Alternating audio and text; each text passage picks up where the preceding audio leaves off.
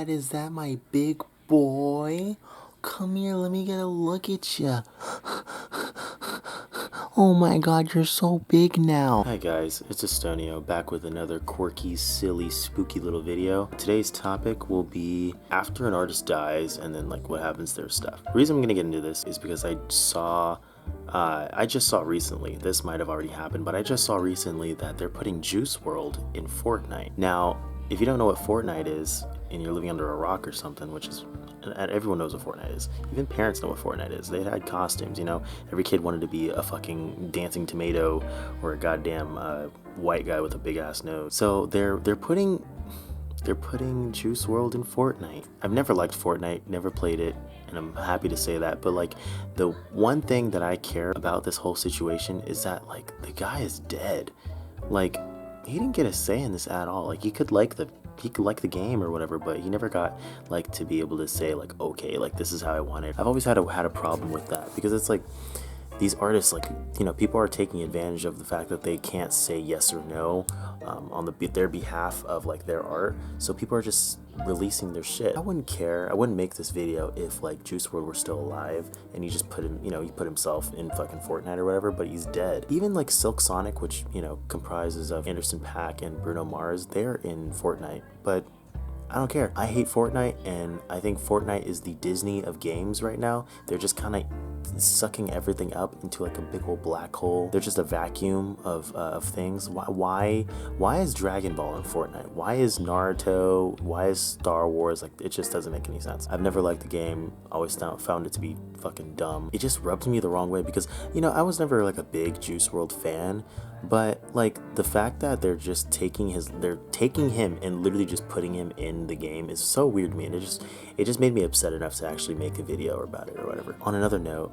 for stuff like that, I've always hated like when an artist dies and their label or whatever or their managers will just start releasing their stuff like out of their vaults. Like, what if that wasn't done and now like you're just, as a person that's just like, you know, wanting that next check, that next big fat Lil Peep check or whatever, you know, it's just, you know, gonna start releasing their stuff. Or even like another great example of this is like artists nowadays that are alive that are taking like dead people's like, you know, vocals or samples or whatever and then using them. Like, for example, with like Drake made a song and he put like Michael Jackson on it. That was really weird. You're getting them on the charts, but they're dead.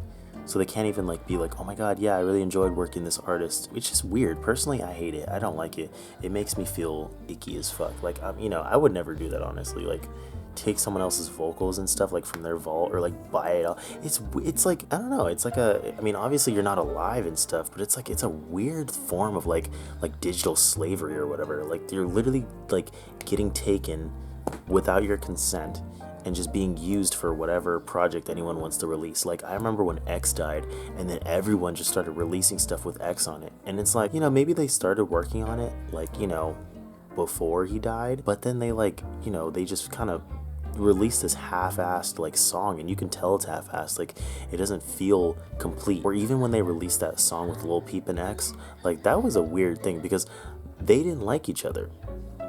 And then like they had like things in the song talking about how like, oh, we should have met.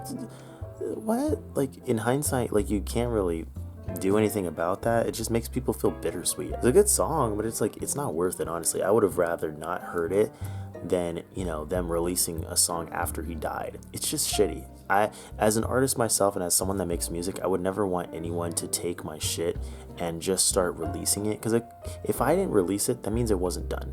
That means that you're not supposed to see it, and, you know, wherever it is where it stays. I would never want someone to just, you know, just start using my stuff, you know. That's such a invasion of privacy. It's so disrespectful, and I personally hate it. And it's just such a greedy like thing for people to do that, like labels to just like take advantage of the fact that you're still within a contract, so they're gonna fulfill it even if you're dead. That's horrible and scummy. I don't know. People will just do things for $1, and it's just it's the scariest things, you know, because yeah, we're all in it, you know, to try and just prevail and keep going on and stuff. But like at the stakes of at the cost of like someone's life is just it's just so weird. I don't know. I don't think it's right. I think that their stuff should be locked away in that vault that they've sealed off forever, because that's where it should be. Shouldn't be in someone else's hands making a mockery of their life, you know? I think that's it. Honestly, this is on a sadder note, but it's just something to think about. But that's just my opinion. Estonio's opinion. Yeah? Fuck yeah.